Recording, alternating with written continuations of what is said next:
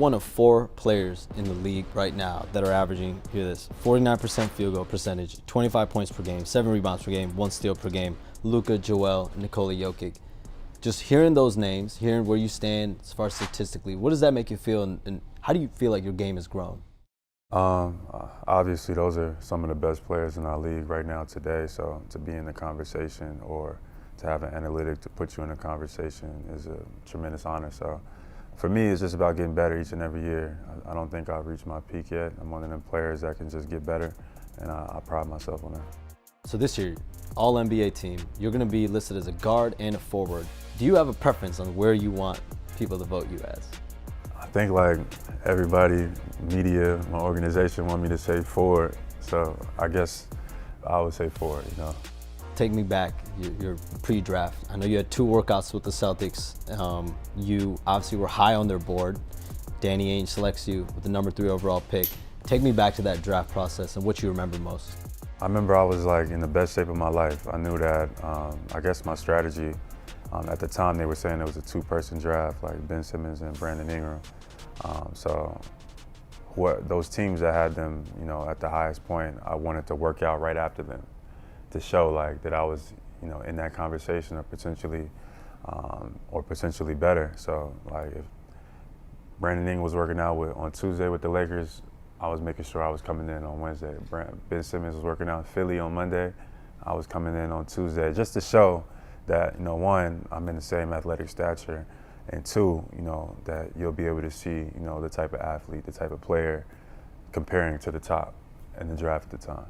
So your rookie year, you played 17 minutes a game. How did you maintain your professionalism? How did you maintain kind of just that stick-to-itiveness that season? It was tough. It definitely, created a level of maturity that attested me. It's hard not to compare yourself to other guys and what they're doing around the league and, hearing, people in your corner telling you that you could do this and you could do that. But I think overall what I learned and appreciated the most was my learning how to win was 1, and learning, how to be efficient was 2. I had a different rope. Like if I made mistakes, Brad would pull me out. Whether, some rookies get the opportunity to play through it, but that kind of taught me how to be efficient. So, you can always look at sometimes like things that you would think is your adversity, could sometimes be some of your biggest blessings. I heard you were always one of the first ones in, getting towels for the vets, doing a lot of the stuff that rookies do, but you were the number 3 overall pick. Where did that level of maturity and that level of, some level of humility as a number 3 overall pick, where did that come into play for you? It took some, time to get to that point. What was that pressure? You just getting pressured by the vets? Yeah, I was getting bullied. I was getting bullied by the vets. Isaiah Thomas, Gerald Green, man, shout out to him. That was my favorite vet, Gerald Green, you probably don't hear his name a lot, but, for somebody to pull me to the side and was like, listen, man, you got the opportunity to be great. You got the opportunity to be special. When at the time, nobody else was saying that, so Gerald Green, man, I appreciate him. But it took some time for me. I'm a little bit stubborn at times. So when, you got guys telling you to do this or do that, it's hard to release the ego, humble yourself, and just learn how to follow before you can lead. But at a time in my rookie year, I struggled a little bit, but then I got back on track. You guys have been through a lot as teammates together, especially this core. You guys have been through the highs and lows, but what about your relationship with Marcus, you think specifically? What's made you guys so successful together throughout all the trials, all the tribulations? I think it's just been like, me and Marcus have, we got like a brother-like relationship, because me and him have bumped heads millions of times. We didn't, put each other in headlocks, arm wrestle to, almost fist fight and all type of stuff, but all out of love. Like, we learn, we're passionate individuals, we learn from each other, we value each other, and we've pushed each other over time. We've held each other accountable over time, and that just created that relationship now where, like, Marcus, has become, like a family figure in my family, just because I know where I stand with that person, I know where you stand with me. We don't always see eye to eye, but, when you could look somebody and you could trust them and they'll go to war for you, those are the type of people you want to keep around in your life. So, Marcus is one of those guys for sure. Like, if I called him and I needed him, he'll be there. Jayson, Tatum, you two guys, I mean, when you think about two guys that can star, duos for the last, 3-4 years, you guys been to conference finals together, last year the NBA finals together. What do you think allowed you two specifically to be so successful in sacrificing and trying to be the best versions of yourself? I think just, one, loving this game. I think we both love this game tremendously and want to continue to improve.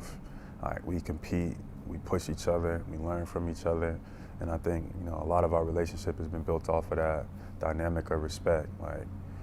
And that's the beautiful part of it. JT, I get to see him come into work, every single day, see him prepare for winning. He get to see me come in every single day and prepare, what I'm working on, get better each year in the offseason. I've seen him get better each year in the offseason. I've seen him grow as a man. He sees me grow as a man, So, I get why, I guess, in the sense that people, always try to, break up, duos or people like that because, so far we've been incredibly successful. And hopefully we can be even more.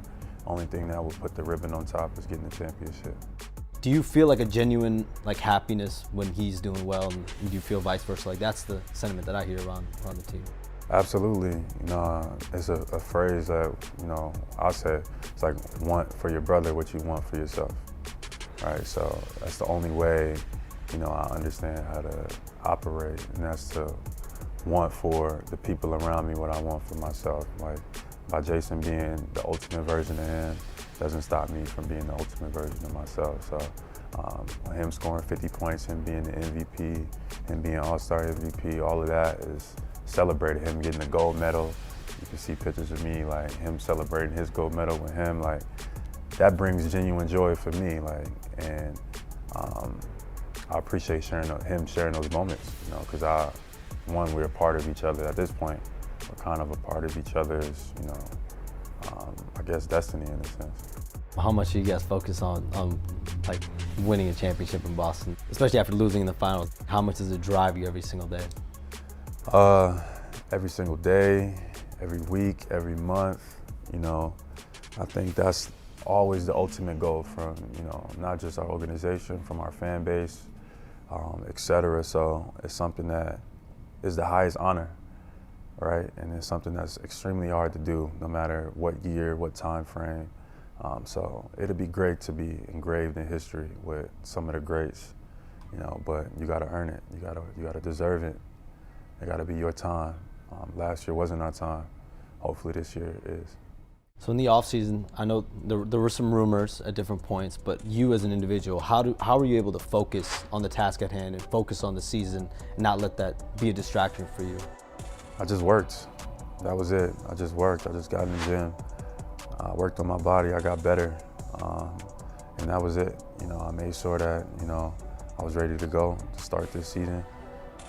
And I was ready to show people, last year I had some injuries, hamstring, that I missed 15 to 20 games last year.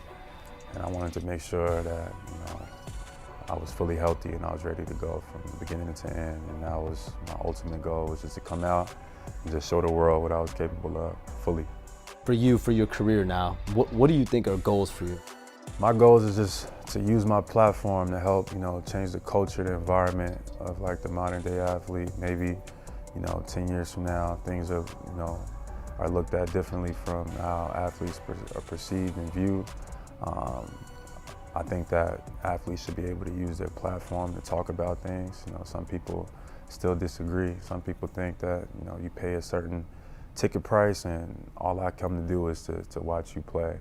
I could talk to you however I want. I could treat you however I want. I don't care about your mental health. And to those people, I'm gonna forever disagree with, So as an athlete, we have a tremendous responsibility in our community. We have an enormous amount of influence.